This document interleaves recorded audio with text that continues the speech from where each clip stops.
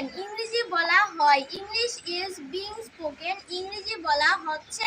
English has bin spoken ইংরেজি বলা হয়েছে। English has been being spoken for an hour ইংরেজি 1 ঘন্টা ধরে বলা হচ্ছে।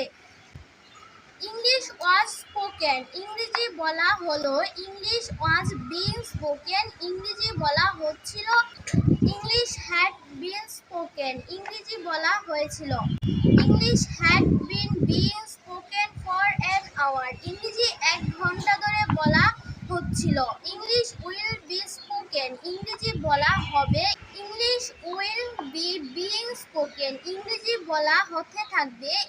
English will have been spoken ইংরেজি বলা হয়ে থাকবে।